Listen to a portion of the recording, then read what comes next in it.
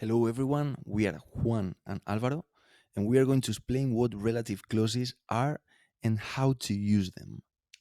A relative clause is any kind of subordinate sentence that complements a noun.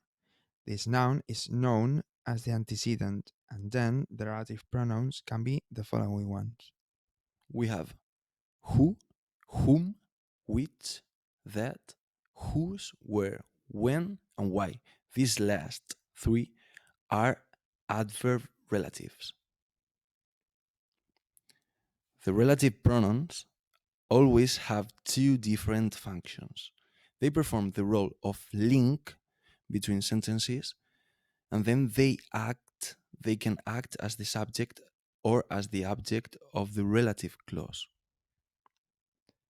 In these examples, we can see that the antecedent determines the choice of the relative pronoun. The antecedent is the word before the relative.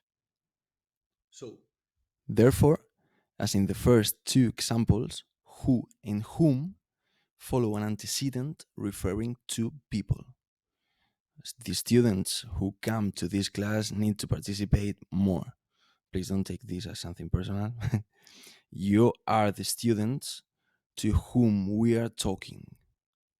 For example, then we have Um, Nobody has passed the exam, which was difficult, which is used for things. As you can see, the exam is an object. and we have that is the joker relative. That means that you can use it for both people and for things, as in here in this example.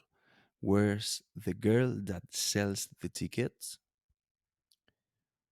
Then when, where, and why are all the relative adverbs rather than relative pronouns. They indicate any kind of circumstances. As in the examples there, that's the house where I was born. Do you know the time when the match kicks off? And is there any reason why you should have a holiday? And last but not least, whose is a possessive relative word.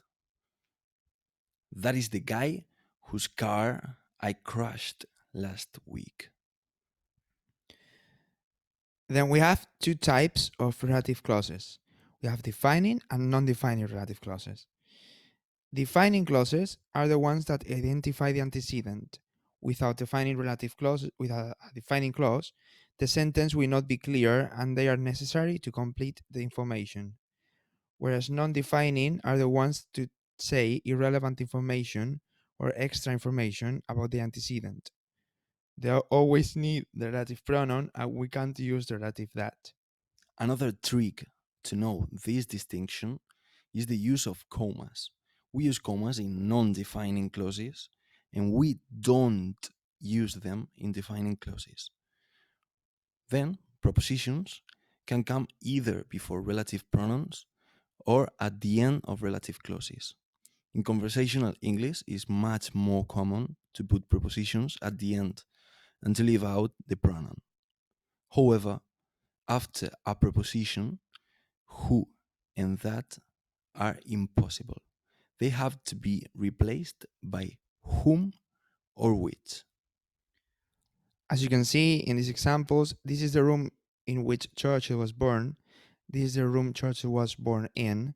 These sentence these sentences are the same, but we remove the relative pronoun and leave the preposition at the end of the sentence, as in that's the man to whom I was talking, or that's the man I was talking to.